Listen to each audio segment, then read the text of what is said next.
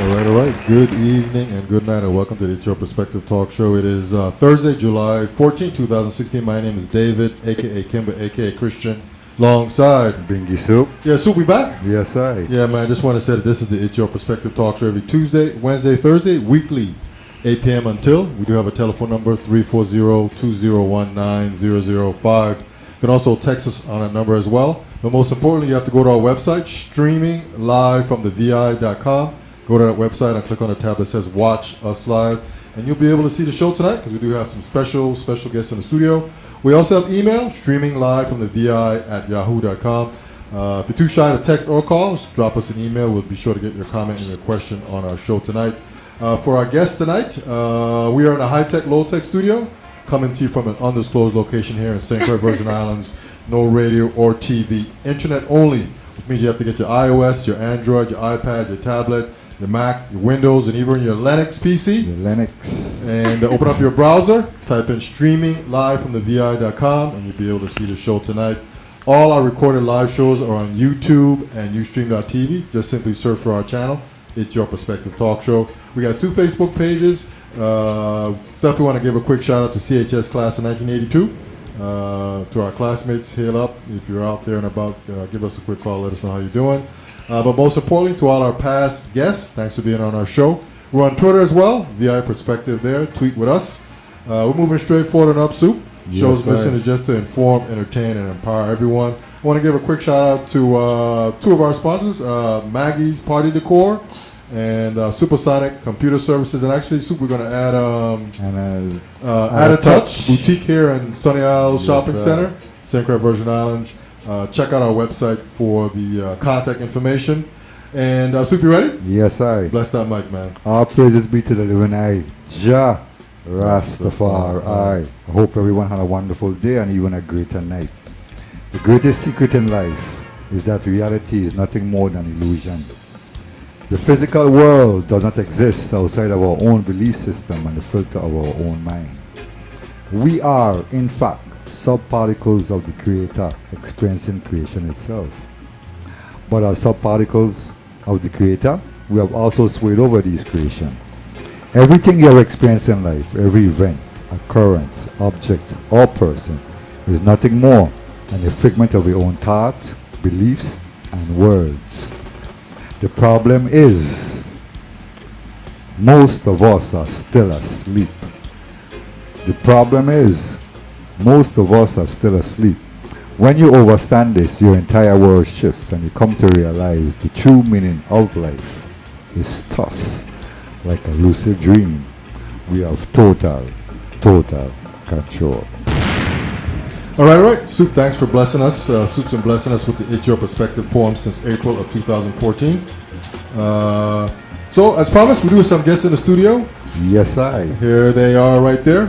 Wave to the crowd. You guys are streaming out worldwide right now. Thanks for coming in. You guys introduce yourselves real quick. I am Opal.Performer.Activist. And I'm Teju, Adisa-Farrar. Okay. Mother and daughter. Okay. Yes, I. And so the mother has been here a couple of times. And thanks for that. And she's back again. And this time she brings her daughter with her. Teju. So how you guys doing tonight? We are doing very well. Very well indeed. Okay. Tej, a quick question for you. Is this the first time here in the Virgin Islands? No. I came with Mummy when she came almost over 6 years ago. Yeah. All right. So I've been here many times. Okay, cool. Okay, great. Well, welcome back. Thank you. Okay, so where do we start? I know you guys got a few things that you want to talk about. Maybe we can start with you have another play? Yes, I have another play. This one is not a comedy, although I, try to make it light. It's called The Cock Crows Our Secret, and it deals with family issues, specifically child abuse. Okay. And it will be done on August 13th at the Savage Theatre in Frederiksted. Just one night. Just one night? Okay. Just one night. And, there are lots of things. Huh? The Savage, is that the fort or just a separate theater?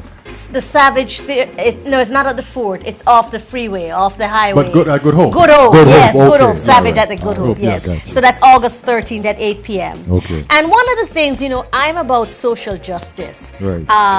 In terms of looking at some of the issues that impact our community and how can we heal those things. And they can't be healed if we can't pretend they don't exist and we don't want to talk about Address it. them, right. So one of the things I try to do in this play, because I know people also want to be entertained, they don't want to come out and be beaten up. And I don't want people to feel beaten up, but I also feel that this subject is sufficiently pressing that we need to find a way to talk about it so we can heal. And I've been very fortunate to work with the people, Kanuma at DV-SAC, who has turned me on to survivors of this issue. I've interviewed them. I've done research on statistics in the Eastern Caribbean and beyond. And then I've tried to create a setting that people, so this is being played by adults, but really what I've tried to use is children's games as a way of talking about this issue and exploring these issues and how can we look at these issues and say, it doesn't just affect the child or the family, it affects the entire community. Right. So how do we address it? How do we deal with it? How do we move on and heal ourselves from it? Opal, and on a whole, we are the people of the Caribbean. We don't really like to talk about certain issues. So, how have this been forthcoming that the individuals feel to express themselves? Yeah, it's a very responsible set of people for whom they have survived this and they decide that they're not going to be victims. And so I spoke to two women specifically in St. Croix I was just like awed by their strength, their stamina, their recovery of this. Of course, it is always there, but the fact that they've gone on and lived their lives.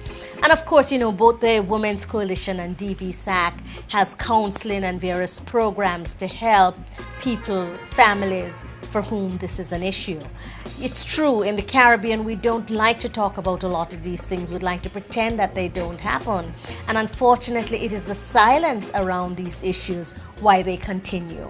And I'm hoping by creating this public forum through the medium of a play that we will feel a little bit more comfortable to talk about these issues and at least identify the perpetrators. Because what happens is that this person or these persons, they do it to one child and they get away, and then they do it to another child and another child. You see, and if that one child was able to talk and go to the authorities, then we would prevent a lot of things that happen. And one of the statistics that we have is that oftentimes people who are victims of this, they turn out to be perpetrators. It's a vicious cycle. So we really need to deal with this as a Caribbean people.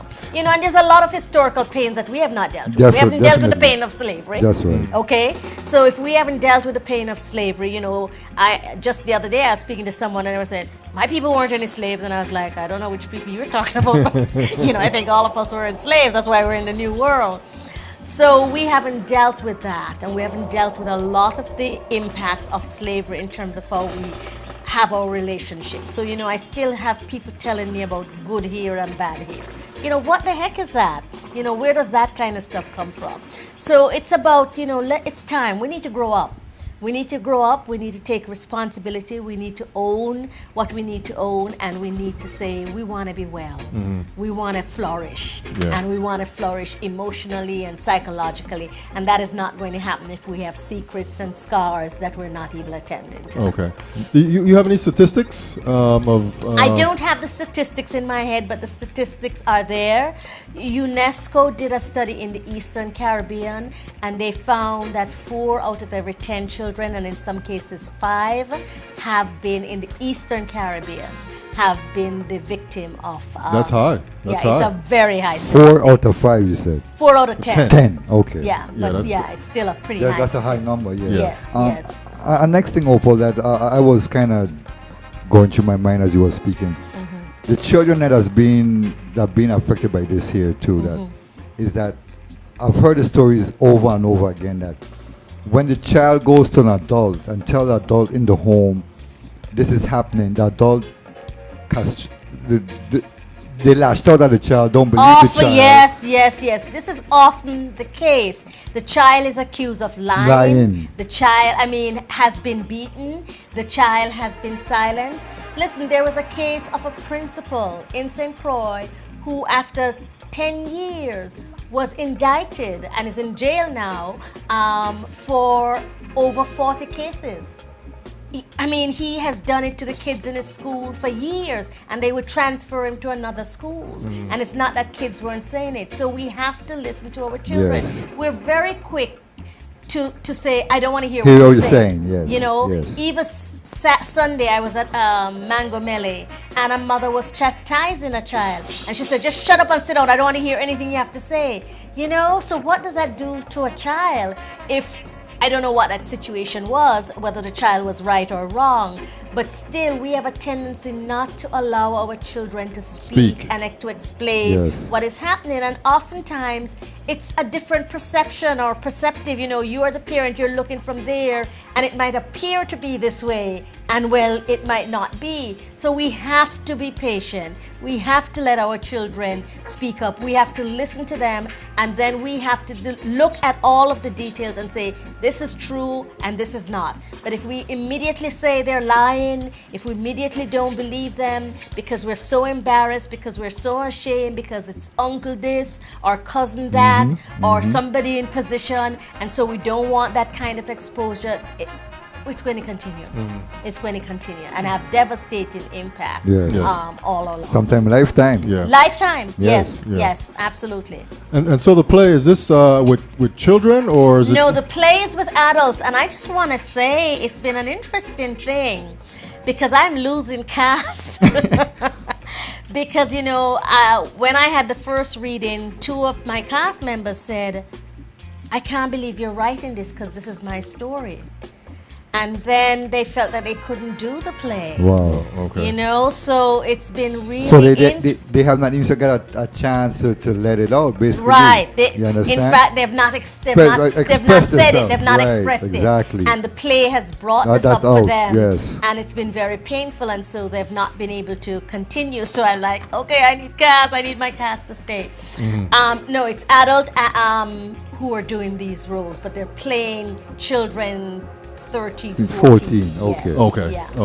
Okay. So tell us again, you said it's August... It's August 13 at 8 p.m. at the Savage Theatre at Good Hope in Frederiksted. And the play is entitled The Cock Crows Our Secret. Okay. So how does that name tie into... You have to come and see the play.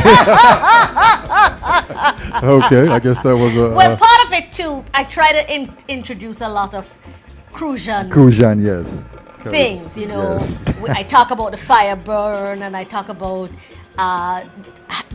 Hamilton Jackson, and things like that, and that the rooster is all over St. Croix, and he struts and always crowing at all kinds of times. Okay. Yes, and so the kids decide that they need something like the rooster who's going to be saying no more secrets. Yes. And so, is there, in your opinion, adequate support? Oh, hell no. Sorry. I didn't say that. No holds bar here, Opal. You say anything you want. No holds bar. So. No, it's always a struggle. I work independently. I don't get paid for it. I do this out of community service and activism. Right. And I'm always struggling. Well, I never want to put it that way. I'm always inviting people to donate so that we can rent the theater, we can get props. I always try to give my actors a small stipend because these are working people who come straight from work, 4 weeks or 5 weeks in advance, 3 days a week to do this, and they deserve something. I try to provide them with a snack every day, So, but it's never easy for someone to say, give money. And part of the way I raise fund is that we sell ads for the program. Okay. And, we solicit from everywhere. So Okay. anybody who is interested in contributing to the Cock Crows It Secret, we are a non-profit now. Well, no, we're through the St. Croix Foundation. So it's a tax deductible. Okay. So people could send monies to Moving Women, which is the name of the theater group, to the St. Croix Foundation, and they funnel all the money through, and we have to provide receipts of And everything. everything that we Yeah. do to make copies of the program, posters, Okay. rent the theater props and things like that. But So Opal, as I mentioned the word support there, I wasn't really talking about support for the actual stage play itself, but I'm talking about more support for someone that gets, molested or has child abuse. oh yeah. How Thank is you. the Thank support you. for that? I mean, the person that's The in Women's Coalition and DVSAC provide support for children and parents and adults or whomever Okay. who are victims of child abuse, Okay. as well as other kind of domestic abuse. Okay. And they offer counseling. They offer. They have a liaison through the court system. Okay. If things need to go through the court, which a lot of times it needs to do do that. that, So right. those are the organizations. Those are the two local organizations that provide that. And the night of the play, there will be a counselor from either DVSAC or the Women's Coalition in case people have questions or things come up for them. Okay. Because it might. Okay. Yes. Okay. All right. So sitting quietly there next to the mother is the daughter. Teju. Teju, how are you? I'm good. So your mother sent me an email and she says you're a poet, you're a performer, you're an activist. So let's start with the activism, if that's the correct word to use there. Tell us a little bit about your involvement in that. I know you have a website. I got a chance to look through it real quick a little earlier. Well, obviously, being my mother's daughter, we always were raised to have a certain type of consciousness and to always try and change things that we didn't like in the world. And from a young age, I was very sensitive about everything that happened in the world. If I'd see something on the news, I would cry about it. And, as I got to become a teenager, I started working with different local organizations and nonprofits to organize around some of the issues that I saw happening in our community. And especially people from the diaspora, African people, Black and brown people, Caribbean people, have a lot of issues we've been dealing with historically, and then also externally from the state, from the government, from the police. We also have to deal with their issues that they inflict upon us. And so there's so many layers of different issues that we have to deal with. And so from a young age, I knew that the only way we could deal with it was to come together as a community and organize action and strategize. And so from age 13, I really started working with quite a few nonprofits on every type of issue: environmental justice,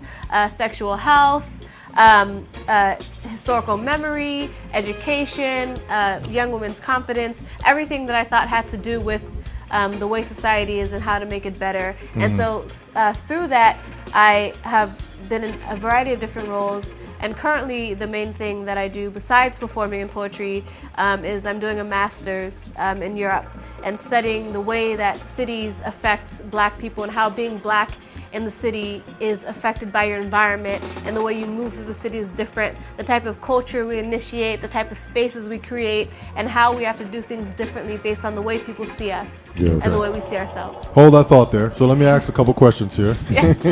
So you're very young. So what are some of the issues that you're give us like the top 3 issues that are affecting us in your That's opinion? hard. The top 3. I would say, especially in the United States, violence from the state, from the government towards Black men. Black women also, but overwhelmingly police brutality and police violence towards Black men is a huge issue, which includes not only killing Black men on the street who are unarmed, who are innocent, but also sending Black men to prison for no reason. And this whole thing also happens in Europe a lot. In Europe, the police can't really kill people. They don't necessarily always carry guns, but they can send you to jail quite easily. Right. And so putting Black men in a system or killing them entirely, I think that's a huge issue. Okay. Another issue I would say is education. In the U.S., it's not free, and it's very expensive, and so a lot of people don't have the resources. And in Europe, although it is free. There's a lot of issues with immigration, and so if you can't get to the place, if you don't live there, if you don't have family there, then you can't access the resources. Okay. So education, and then I would also say, a third one, which Mummy talked about, is just the issues that we have to deal with within ourselves, which is child abuse, which is domestic violence, which is us killing each other on the streets. So not liking ourselves, and that's a big issue because it affects the way we're able or not able to organize as a people. Okay. So who are some, you mentioned that you work with a lot of other entities. I mean, who are some of these other entities, and what specifically were you working with them on? One organization is called Leadership Excellence, and they're in Oakland, California, and they're really for teenagers and young adults who are African American and also people of color to learn your history, to learn African history, to understand yourself, to have confidence, to talk about the ways in which we inflict pain upon each other, to deal with a lot of the pain we grew up with, whether that's child abuse, whether that's sexism, whether that's unfairness in education. Another organization called Grind for the Green, their main mission was to move people of color from the margins to the epicenter of the environmental movement. Because a lot of times, Caribbean people, African people, black people have had to do things environmentally friendly because we didn't have other choice. Yes. Right? So this whole environmental movement has been co-opted by middle class people and European people, but in Africa and the Caribbean, you have to be resourceful. You don't have a choice. And so this whole organization was saying, this is our history. We've had to be sustainable. So now they're trying to give job training to install solar panels, like organic farmers markets in certain deprived neighborhoods, and really letting people of color know that this is also our movement, and that if we don't get involved, then it's not going to be the movement that it really needs to be. Okay. And how has the response been back from the communities that you're trying to make this initiative work? It's mixed, people want there to be a change, but I'd say the biggest issue is pessimism. A lot of people say, oh, okay, we've been fighting, and nothing can change. It's a lost cause. They've been protesting in the 60s, they're protesting now. What's going to be the difference? Right. So it's not that people don't understand that something's wrong, and many times they don't think anything can be better, and so they don't work to make it better. And so, a lot of the community wants to support, but their pessimism kind of gets in the way of trying to move forward, and I think that's a big issue. Yeah, I mean, I think it's pessimism and apathy. I mean, I think, you just get tired. Right. Yes. Worn down, beat down. Yeah, you're beaten down and you just want to rest sometimes. And I also think that less and less, a lot of people in our community don't have the information. So take, for instance, and I don't necessarily want to talk about anybody, food stamp, or people who get food stamp. They go and they buy processed food because the food stamps are for the supermarkets. You see what I'm saying? Which is the worst food. These are the poor people at one time used to eat healthy because they ate the food. Now you can't buy organic food. It is absurd. Exactly. And farmers markets, for example, don't accept food stamps. So if there is healthy food, if there is a local farmer, they don't accept the food stamp. So it's almost impossible. Also, organic food is really more expensive. Yes. But that's how they set it. That's how they set the market. Exactly. It's by design, so it keeps people in a certain system because they have to be. And if people are not healthy because they're not eating the right foods, they're not eating the mangoes and the naseberries and the local stuff here, they're buying the juices which are mostly fructose, then it affects their ability to think, it affects their energy level, it affects a lot of things that we take for granted. And so, I think people just feel beaten down and are tired. Yeah. So what are your thoughts on, we see the world now and this police brutality and, some people, I think a lot of people agree that this has been going on since the 60s, the 50s. The only real difference is that now everybody has a smartphone and they got a camera on them. They're just walking down the road and they got a camera so they can catch footage of this stuff. Right. So, I mean, what are your thoughts on that? There's been a lot of talk in the news lately. There's been 2 killings recently of black men and 4 of Latino teenagers in the last week. Yeah, you're not really hearing much about the Latinos. I mean, there's just a little slip in about them, but yes. you know. But the black men, yeah. I mean, I don't. I don't think they've stopped killing us since slavery. Thank you. I was going to say it's more. I think in the 60s you hear about lynchings, but a man was lynched in Atlanta 3 days ago. 2 days ago on Yeah. the house. Yeah, and they also said it was a suicide. But what man would go to the park and lynch himself in the park? And it happened twice. It happened twice, yeah. Right? And so they've been killing us. The methods are different now, and we have smartphones, but with the last 4 cases, the people who have filmed the killings are going to jail or have gone to jail. So even people using their rights to film something that is illegal are still going to jail. Yeah, and I so never I understood think, that. despite the fact that this has been going on and is now going on, people are now really fed up. I think people are deciding about whether or not it's just enough to protest. I'm hearing about boycotts. There's some really strong community efforts to support black-owned businesses only, to divest from Walmart and Target and all these places who don't care about us.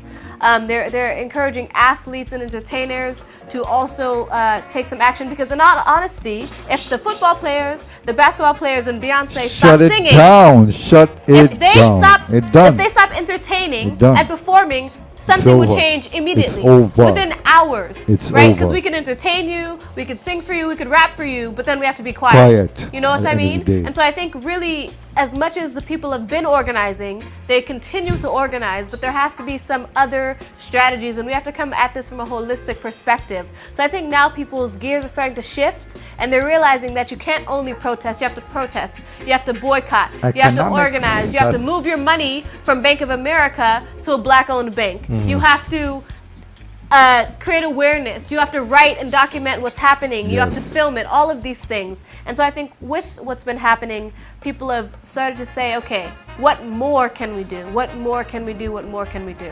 Okay. And so you have a website called World Unwrapped. Yes. So is this all part of what you're talking about here? You can sort of get a little more insight into your activism, I guess? Yeah, World Unwrapped was mainly because I was doing so much activism that there were many times, even as a young person, where I got really jaded and I just felt depressed about the state of the world. Right. When you just think about all the issues happening, it's very easy to get depressed, especially as a person of color. What I also realized is that the news only talks about bad things that are happening when it comes to people of color.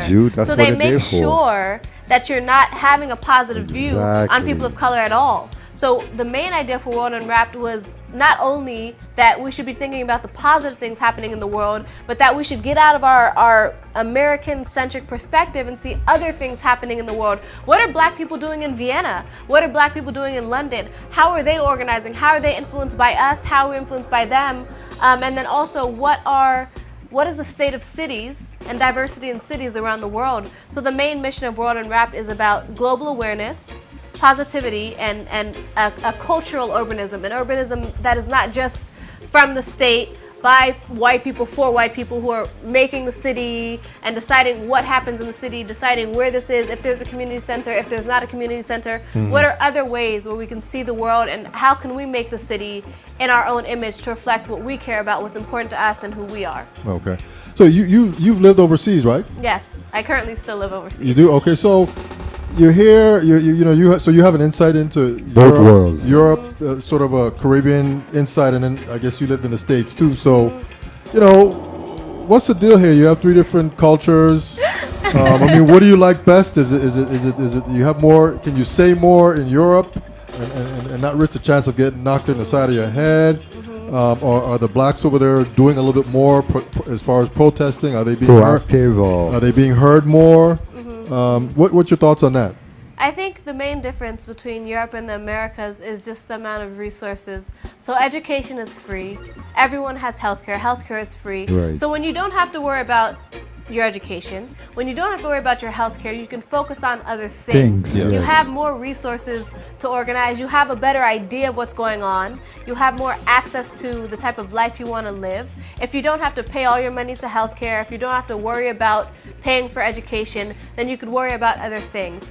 Also, culturally, there's a lot of different things. So in many European countries, police aren't even allowed to carry guns. They can't even carry guns. In Ireland, no police can intervene in a protest at all. It's just illegal. They can't do it.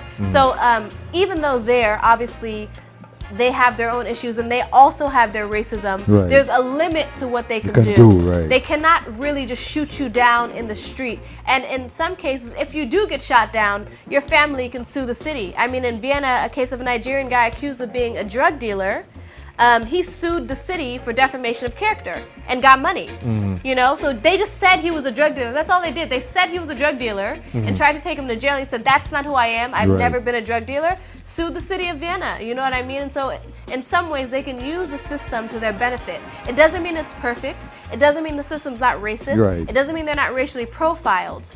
But it means that a lot of things that are allowed to happen in America, you cannot do there. And a lot of things that we have to worry about in America, like education and healthcare and organic food, you don't worry about there. I mean, there's my mom tried to send me allergy pills, and the customs turned them away because there's one chemical in the allergy pills that is not allowed in Europe. You know what I mean? Yes. And that should tell you about what we're putting in our bodies. If in Europe they're like, no, this Benadryl, there's something in there. You can't have it here. Yes. So that makes a huge difference on what you're able to do. Right. You know what I mean? But I just want to, you know, maybe this last year, Teju's doing a degree on urbanization and city planning. Pretty planning, right. And as a result of which, the program she's in sends her to different city each semester. So she was in Belgium in the fall, and then she just left Austria, Vienna. Wow. And then she'll be going to Denmark and then Finland and then Denmark. Yeah. But it's interesting when we have these conversations over Skype or WhatsApp because, you know, she was saying, you know, Mommy, the first time I was in Vienna is like I was invisible, you know, so that they saw her but they didn't see her. Yes. You see what I'm saying? Yes. They weren't rude, but they weren't friendly either. Yes. Right? Yes. So these are some of the issues that she has to deal with as a young African Caribbean American girl studying there, and then also have to deal with professors, I don't even know if you want to say it, but I don't know why not, in Belgium, whom when she was explaining some of the things were clearly racist. You know what I mean? So in terms of the program and what she wanted to study and what they thought she should study or how it should be. Right. You know, so these are, so while there are not these kinds of overt Structural violence, things, there are also very subverted, interpersonal. Right. So I don't have to worry about being safe in Vienna. Like I will not be mugged. I will, you know, nobody's shot, but people will push past me. You know what I mean? Or they'll step in front of me. You, right? And so I think a lot of the organizing that happens in places like Vienna is very much about being seen, taking up space in public space and saying, we're here, we've been here, and we also have a culture we have expression, and it's just as valuable and just as important as you. So the scale under which they have to organize is different than in America, where it's like, we're just trying to survive in America. We're just trying to survive. And in Europe, I think in many ways, they're just trying to be seen and valued, and it's part of the same thing. It's all about value, you know, but it's on a different scale. Okay. And I guess being a woman, too, just kind of adds to that the equation, the whole too. next dimension to it. Okay. Yeah, especially in academia. You know, I'm in a master's program, and it's funded by the European Union. So the European Union chooses the fellows. So it's quite a good program. However, as a result, most, if not all of the professors are white European men. And, you know, I come from a really involved, educated, Caribbean, African-American family. And in many cases, they're not used to seeing women who know what they're talking about, they get who are confident about what they're talking about, who are like, no, I know what I'm saying, you just have to hear me. And so I think a lot of the tension is just that they live in a world of white European men, and I don't care about that world. I'm going to be, you know, here's my world. And, you know, based on this type of program, if it truly is as diverse and cultural as it says, as it should be, then I should be, you know, I should be on the same level as you. Right. So, like, she was having a conversation with one of her professors who, in the space of an hour, said to her 5 times that she was arrogant. Right. You know, because she was trying to explain her point. Right. You know? Well, mainly because I had read what he had told me to read. He told me to read it 3 times. I said, I've read it. I took a class on it. You know what I mean? And this is a you know, a Caribbean British scholar. So of course I've read him. And he's the only black person you know. I get that. I get that. But I know him. I took a class on him. I've read everything he's done. So that's not arrogance. It's just it's accuracy. It's just the truth. Yeah. So you got some works there you want to read to us? Yeah, we both have some work, but I'll let Teju go first. Yeah. And talk about what she's working on. So, is this a poem or is this something It more? is a poem. Okay. It's a poem. I think poetry is another really good way to be active and to incite change. And all the places that I've been, have lived in, specifically Oakland, California, has a really strong activist artist community. So singers, poets, rappers, dancers using their art to incite change and to talk about things that happen in our society. And so that's also really important to me, that none of my poems are not political. Like, there's no way that they can't be political because of who I am as a person. And so this first poem that I want to read is about the Panama Canal. I was doing research in Panama on Panamanians of West Indian descent. So people whose grandparents, great-grandparents came from Jamaica or Barbados or the West Indies to work on the Panama Canal and Railroad. And so many of them died, actually, that the Jamaican government said, you can't take any more of our labor because you've depleted our labor that we've sent abroad. But still, Jamaicans went through Barbados because it was the best employment they can get. And so my great-grandfather was one of the people who went to Panama to do this work. And so when I was there, I was thinking a lot about the fact that labor moves around the world and that Caribbean men especially are a huge source of labor around the world still, whether it's on cruise ships now or whatever it is. And so this poem is called No Somos Animales, which means we're not animals. And I think in many ways labor is thought of as animals. And so this poem is about this whole process of building the Panama Canal. All right. No somos animales. We are not bred to be domesticated, domestico no. We are not to be studied. We built cornerstones, canals, railroads, raised families always having to find familiarity in new places, mobilized cultures. To study us is to study society. How ironic. Aprenda de mí. We are workers who worked to continue to work and still be in poverty. Some of us who rose above cycles of recycled historical memories and oppression. We are not one color, one race, or one country. We are people from places, país, pride beyond the bounds of geographical or political boundaries.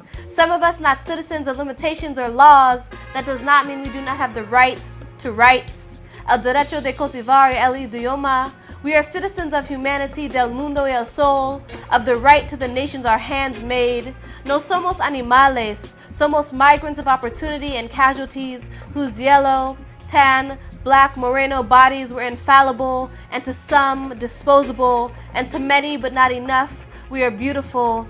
We still carry pain that is in the cement holding buildings together, that is in the rusted metals traveled over and over, in the gold taken to the Spanish, the silver people, devalued and labeled underclass because our words are English, the language that colonized us, because this is stronger than race, la raza. This is deeper than faith, it is a people, and I will always be political because of my culture. No somos animales, somos la historia.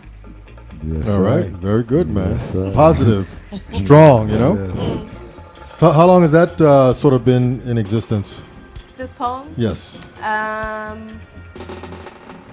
Maybe 6 years, 5 Oh, really? 6 years. Okay. Yeah, it's an old poem. I was in Panama, I think, in 2011, working with an organization called Voices of Hope, and they do oral histories with West Indians of Panamanian descent and Black people in the South. About where they come from, where their people come from, whether it's plantations or laborers, and just to document our history and say that it's as important as other histories, even if it's not written down, because many of our stories are passed down from grandparents to grandparents to grandchild, and so it's important that we somehow collect these stories and know that they're valuable. Okay. Oh, Opal, you have a poem too? Yeah, I have a poem, and what's interesting these days is that I'm reflecting, and these are all new, I'm reflecting about what it means to be Caribbean in a very different way. And one of the things I remember as a child, and one of the things I still enjoy doing, I still say veranda, some people say porch. I like the veranda, I like that word, and I like sitting on my veranda. Right. And I was sitting on the veranda, and this is the poem that came to mind. The world passes by the veranda as my hands shell peas. My eyes bask in the myriad shades of blue that reflect the horizon of the sea. My ears delight in the piano riffs of the breeze, cackle of chickens, cock-a-doodle of roosters, rough ruffs of dogs, chirping songs of birds, thumps of almonds falling from trees. From my veranda, I shout howdy to people walking by. Some pause to ask about the sunflowers blooming in my yard and if the Nomi leaves ease the arthritis in my knees. They remind me of their granddaughter's baptism, the approaching visit of a son too long in foreign land, the illness of a neighbor in need of comforting words, and for all the things for which they're thankful. Rocking on my veranda, I watch some people hurry by, not wanting me to see the agony on their faces, but earlier I heard the raised voices that ring the air, thick as haze. I heard words hard as stale bread flung at each other, heard cries of demand that tumbled on the wooden floor, rolled thudding like fresh-picked cocoa pods, heard the accusation sticky and stringy as guinness pulp, as you hollow walk by hoping my words will be salve. From the sanctity of my veranda, I survey the bounty of our land, the breadfruit tree with its thick 9-finger leaves, the guava tree with its wiry, patchy tan shades of brown branches, producing green-skinned fruits inside deeply pink and seductive from it, but for its seeds. My eyes drift to the arrogant crotons that hedge the yard, nuances of yellow, green, orange, brown, shades too delicate to name. I could sit on my veranda for years with a deep satisfaction, contented in my heart. And I wrote that poem because I realized that so much of our young people, I went to a school to visit with one of the counselors who was doing a lesson on inappropriate touching for first graders, and I was so surprised at how little they knew about the local fruits, right? You know, and I realized that that's one of the things I want to do. I want to record these things so that they don't go away, right. You know, and I really want to implore parents to teach their kids more the names of the trees and the fruits and what they're good for, because you know, we could go buy something, but Noni, you have it here, you know. Just going wild. Yes, you know, and waste, and gets wasted, and people pay a lot of money abroad for it. Yes. And so I wrote this, and I'm looking now in details at our life in the Caribbean and all the things we have, and I want to record them. Right. So this poem is about that. Yeah, like the Father put us out here in a very blessed environment, a whole structure, everything we have is right there, accessible to us, but we want everything else. Right. We want everything else to justify. And that's colonialism or neo-colonialism, whatever they call it. That's what comes down to valuing ourselves and valuing our culture. We're always taught to value other things. Yes. As opposed to we let the mangoes drop from the tree, but then buy mangoes from the U.S., which makes no sense. Yeah. So the other thing I have here is performer. I guess as a title for you guys. So when you say performer, what do you mean? Like singing, acting? No, the other daughter is a singer. Okay. And I will just do a free advertisement for my other daughter, Shola Adisa-Farrar, who lives in Paris. And what's the name of your sister's album? Lost Myself. Lost Myself. So it's on iTunes and all of those sites. Right. Anyway, I am a performer because I have done poetry with musicians, but I've also memorized my poems. I don't do this these days. My brains don't go there. But I've performed the poems, not just like reading them like I'm doing now, but actually perform them out. Acting them out, right. Demonstrating them. And Teju is an amazing performance poet. I think you were, 13? One of the first times I was doing a program, we were living in Oakland, and I was doing a program at this venue for young people, and I think she was the youngest one, and she really blew my mind. She was my daughter, but she did because of the poems that she memorized and the way she performed them and the rhythm. So I have always considered myself a cultural activist. I think she might also consider herself a cultural activist. And sometimes people don't want to hear you talking. They want to hear it through a poem. Right. And when you do the poem, you could pull them in. All right, Opal, we're going to take a quick break, okay? Because Yes. your microphone is fading in and out. So we'll be right back. Stand by.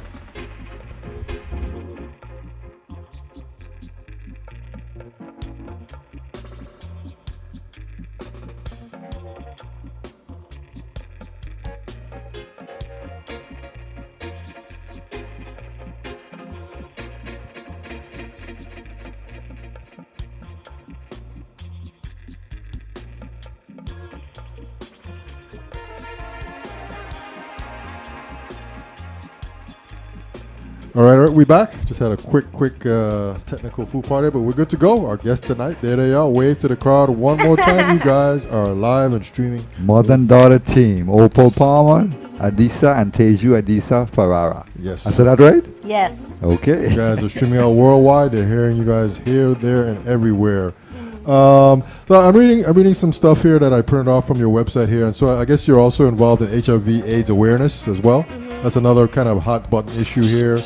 I guess the big push now is to get tested and know your status. Yes, Right. yes. Right now, And we did, when was that, Teju? Well, that was many years ago. Through my other daughter who was working with some other organization back then in Oakland. And the four of us, Teju, my other daughter Shola, and my mother were poster boards. Advertisements. Advertisements for HIV. And we were in 16 cities on poster boards, billboards. Yeah, it was about just knowing your status, but also this is your family, this is who it'll affect. Okay. yes. Okay. Yes. And I guess HIV/AIDS is still a sort of a very hot button issue just presently too. Yeah, and it's an issue that is being dealt with in the USVI, certainly in St. Croix. Yes. There's an organization here. I've gone to events that they've done and still trying to bring awareness. Because again, it's another one of those issues that people don't want to talk about, that they think it has to do with gays, and it's not. Black women, heterosexual women are one of the highest affected groups for a variety of reasons, and so it's not something we can brush under the carpet, people. We have to deal with it. Yes. And a lot of people, especially men who have a lot of stigma around it. Men will say, well, I don't look sick, you look fine. When you ask people to get tested, they're like, no, she looks okay. You can't see it. And so I think another thing is because people can't see it, they don't want to believe it. So when you say you have to get a blood test, they're like, no, I would be able to know. I would know. I would just know. Are you a doctor? If you're not a doctor, then you can't just know. How would you know? Yeah. Right. And so I think another thing is there's so much stigma around it that people are like, I would tell if she was sick, or if I were sick, you could just tell, but you can't tell. All right, so you guys have another, I guess each of you have another poem you want to recite? I'll let Shola, Teju go first. This poem, there's a film festival in Vienna called This Human World, and it's a documentary film festival with films about different human rights issues happening in the world. Right. And so the organizers of the festival asked a couple filmmakers to do trailers for the festival. And one of my friends who's a filmmaker asked me to write a poem to do a trailer for the film festival. Okay. So this poem is because of that. We are one human race and many faces and many places and one world. We are multi-gendered, I mean multiple genders, I mean engendered, I mean endangered, I mean some of us are like endangered species. A wall of humans trying to create safety. Some of us are fighting for equality, basic, it seems to me, complex yet not limited by complexity. We are children and mothers and hooded brothers. We are here and there and nowhere. We are presence, placeless, homeless, hopeful. We are together. This human world, imagine a humane world. Imagine a world where love is the rule of law. Imagine a world where color does not determine future. Imagine a world where violence, physical or historical, is muted. Imagine a world where imagining is a methodological tool. We are learning, growing, expanding, writing, reading, speaking our future, a decolonial, non-conformist, non-oriented, non-hostile, non-patriarchal. Utopia is written in the words of old souls. Utopia sparkles in the eyes of our young. Utopia is what we create, is what we are creating. Utopia, we are utopia. This human world, imagine a humane world. We are many. And so this poem is a part of a trailer in which my friend who's a filmmaker is showing different faces, different ages, different races, different genders, people who identify differently, who live differently, and the idea is that no matter what, we're all human, and the things that we do to each other is inhumane. And that's the bottom line. If this is truly a human world, what would it look like if it was a humane world? If we all treated each other humanely. Wow. Humanely, yeah. Right. Yeah. Yes, sir. So one of the other things I printed off your website here is that there's another beautiful young lady here. You having a picture with you. I think her name is Cheryl. So how is she kind of related to what you're doing? Yeah, Cheryl's one of my best friends. She's Guyanese. Okay. We met in college, and she has also been an activist specifically for immigrants in the U.S. Okay. Because she's an immigrant, and a lot of times in the U.S., when you hear about immigrants, you think about Mexicans, but there's Haitians, there's Guyanese, there's Jamaicans, there's a whole bunch of immigrants who are completely ignored. No, that's right. And also who, in many cases, can't leave the U.S. and can't return home. And Cheryl is about to start law school, and she just got a master's degree in urban policy. And the people who are sometimes most affected by urban issues, especially housing, are people of color and immigrants of color. Yes. And so with my city planning and my urbanism and community development, she is on the policy side with housing policy, with urban development, with displacement. And so together we're kind of creating this idea of what does it look like when the city, the urbanism is truly foreign by the people that are mostly affected there. Yeah. Okay. So, Opal, you have another poem, but before you get to that poem, tell everybody real quick about your new play coming up here. Thank you, indeed. The new play is entitled The Cock Crows Our Secret. It is going to be premiered Saturday, August 13th at 8 p.m. at the Savage Theatre. Be there. It looks at specifically, it is set in St. Croix, the Virgin Islands, and it is based on research that I have done on child abuse. And getting information from both DVSAC and the Women's Coalition and the women I have interviewed. And it is played by adults, but it's a child setting. Right. In other words, it's children who are coming together and speaking about issues that impact them and that they deal with. And so on the one hand, it seems heavy duty, and some of it is, but it is also looking at our humanity, and so there are light moments in it, and it's an important piece for us to open up dialogue, because my work as social justice, using theater for social justice, is to bring about dialogue so that we can work through the difficult issues so that we can be healthy, because a lot of us are not healthy, you know, emotionally and psychologically. And I think once we get healthy emotionally and psychologically, then we can begin to look at ourselves and move forward in a more positive way. Be a better place. Absolutely, absolutely. And this poem is something like that, because I realize how much we don't value the things we create. And I was in New York in March, and I saw a show about art, and I thought about all of the art that was done in the Caribbean. And I grew up in Jamaica, and my great-grandaunt, they didn't have paint. Paint wasn't as common then, but she used to decorate her walls with newspaper and magazines. And so I don't know for what reason why I remembered this, and I thought, well, this is an amazing art that hasn't really been documented. And so I wrote this poem, The Art of Newspaper Wallpaper. Okay. As a child, every summer for 2 weeks, my mother sent us to Potosi, her village. We stayed with Aunt Zilla in her one-room cottage that was round and sat on a teepee-shaped hill. Mommy said Aunt Zilla built it herself, but a man put on the thatch roof. It was always cool inside, but dark too, with only 2 small windows. I could only look out if I kneeled on the bed or on the chair near one window. The walls were decorated mostly with newspapers, but also with magazine pages that Aunt Zilla had carefully selected and pasted. She refused the paint her older children offered, also refused to move down the hill in their home and abandon hers. Her hair was gray and her skin was smooth leather and smelled like soursop leaves.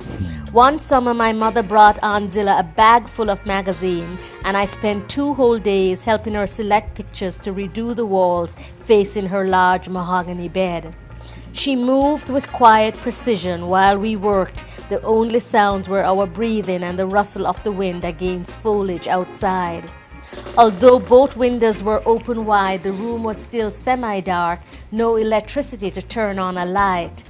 Aunt Zilla made a cassava paste which she had in a half coconut shell. I handed her the colorful pictures I selected. She took each carefully as if they were delicate clothes washed and pressed to be put away. Using a rag, she spread the paste on the back of the picture, then placed each page carefully on the wall. Some overlapped, others not, working both vertically and horizontally. Aunt Zilla placed the pages in an elaborate design. After several hours, we were done with the largest wall, and she shooed me to go play outside. That night, as I lay close to Aunt Zilla on her great mahogany bed, the lantern flickering on the bedside table, I peered at the wall we had decorated, and my heart swelled. Just before I left to return home, I noticed that the wall closest to the door was plastered only in newspaper, even though there were more magazines. Aunt Zilla, we need to do that wall, I said, pointing to the spot with no pictures, only headlines. No, baby, she said in her quiet rainwater voice. We must always have the news close by, know what others say is important. 25 years ago, when I visited my mother's village wanting to show my daughter how and where I spent part of my summers, Aunt Zilla Cottage had been dismantled after damage by several hurricanes. Her children and great-grandchildren no longer bothered to climb the hill, even though they still owned the land. And no one had a picture of the walls that Aunt Zilla and I decorated. All walls were now painted, and newspaper-plastered walls viewed as shameful evidence of an impoverished past. All right. So, Excellent poems. it's a way in which we don't value and honor what our ancestors did out of need, but they made an art of it. Yeah, there's resourcefulness. Yeah, there's also a banana leaf artist in Shashamane. My best friend's Ethiopian, so I've spent time in Ethiopia and we went to Shashamane, where the Jamaicans are. And there's a St. Lucian banana leaf artist. He says he created the art of banana leaves when he was younger. They said, go play outside. They didn't give him anything. He started finding banana leaves and making these amazing, like, not paintings, but portraits from the banana leaves, the different colors of leaves he would find in the yard. And so to this day, he uses just different colored banana leaves, he lets them dry out, and he makes these amazing portraits of Bob Marley, Haile Selassie, and all these people. And he's virtually unknown in the world, but he's created this whole banana leaf art. And he's hanging out in Shashamane, been living there for 20-odd years, still Rasta, and still making this art, which is amazing. All right, good, man. Good vibes there. All right, so it's about 9:13 p.m. I just want to say real quick, this is the It's Your Perspective talk show every Tuesday, Wednesday, Thursday. So what's next for you, Teju? In a few weeks, I'll be going to Finland to do a redevelopment project with the community there. And then afterwards, I will spend the fall in Copenhagen in Denmark. Okay. Wow. And this is all as you're in school? This is all as I'm in school. Okay. I'm doing a master's, yeah. You like traveling and visiting? I do like traveling. Comes from my mother. It's I think you learn the most when you're traveling. That's right. Yeah. Let me ask you a question. Do you feel safe? Yes. Okay. There was only a few situations where I felt unsafe, but generally I feel safe traveling around, again, because of who my parents are. I'm very cautious, obviously, but also we know how to travel. Our mother has taught us how to travel. She's taught us who to trust, who not to trust, what to do, how to have resources. Yes. So even though I travel alone as a young woman, for the most part, I always feel safe. Often my sister and I travel together. We're both young women, and people are like, "Are you guys by yourselves?" We're like, "Yeah, but we have each other. We're safe. So I Good. Feel good? Yeah, I can't remember a time where I felt unsafe. We've had some adventures in our family, in some situations where we've been with mommy and the rest of us, where we're like, "Mom, we're not sure if this is too safe." But otherwise, for the most part, yes. Okay, good. And Opal, you got the play coming up? Yeah, I have the play coming up, and I forgot. I have to come back. No. I also have a children's book. It's called Look Makojumbi. And a local artist, Christiane Malloy, did the illustration. It's a beautiful book. It hopefully will be out by the end of August and will be available for sales. And maybe Christiane and I will come and talk about that collaboration. Yes. Okay. And it's in keeping with my writing. I do the play, which is social activism, and this is educational activism. Right. There are not enough books about our culture. And Mokojumbi, for me, there should have been. I was surprised. I figured by now there would have been 10 books about Mokojumbi, given that Mokojumbi is so popular here. And there isn't a book for children. So this is Christiane and I plan to do 3 books. This is the first one on Mokojumbi. The next one is going to be on Quadrilla and Quelby, and I don't know what the third one is going to be on. Okay. Perfect. Soup, any more questions for these young ladies here? No, I think that's it. Just continue to do what y'all doing, mother and daughter activism, social activism, and everything else. Be strong, stay courageous. Well, before we end, Soup, you guys give us your social media stuff so people can reach you guys. Yes. You can find me on Teju Adisa-Farrar.com, which is just my name, Teju Adisa-Farrar.com. Also Facebook.com/Teju Adisa-Farrar. And my organization site is called World Unwrapped. You could also, everything links to my site. So TejuAdisa-Farrar.com is where to find me. Okay. And I am under my name also, Opal.Performer.Activist. And the theater group here in St. Croix is Moving Women. And I'm on Facebook, Facebook/Moving Women Ensemble, or Opal Palmer Adisa Facebook. Okay. Yeah. Okay. So we're there. We're public. We're connected. You guys are LinkedIn, right? Yeah, we're LinkedIn. All right, Soup. So here again, any final words, man? All right, ladies. Again, continue to do what you're doing. It's been a pleasure having you all here. Thank you. Rastafari Guide and One Perfect Love. Yeah, we like to say One Perfect Love is our prayers and His blessings. When you put it all together, you get one perfect love, man. So on that note, we're out. Just want to say real quick that this is the It's Your Perspective Talk Show every Tuesday, Wednesday, Thursday. Our website is streaming live from the VI.com. And also, Soup, I guess I can say that we have the streaming live from the VI.com radio station is in full effect. You can download the app from the Google Play Store for Android. You can also download the app from the Apple Store. And if you're using the TuneIn app, go on the TuneIn app and search for streaming live from the VI.com radio. It'll pop right up. Hit play, and you'll hear all the great music. But most importantly, from 11 a.m. to 1 p.m. every day, 7 days a week, you'll hear nothing but local Virgin Islands music. Reggae, calypso, soca, quailbreak, drill. Everything local. We play streaming live on the VI radio. That's it right there. That's right. All right, Soup. So on that note, it's Thursday, so we're off until next. Have a safe weekend, people. Remember, this is hurricane season, so be very vigilant. Put your documents in a plastic and a plastic bag. Make sure you have medication for the young and the old.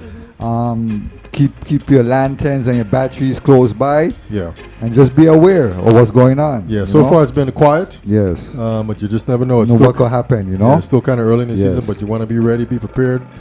Make sure you have dry food and plenty of water, and make sure, more importantly, that you have your evacuation plan so that everybody can meet at the coconut tree around the corner. All right, on that note, we're out. Thank you guys for coming in. There are our guests one more time. Wave to the crowd. Thank you. Bye. Thank you. And we'll see you guys next week. We're out. Peace. Peace.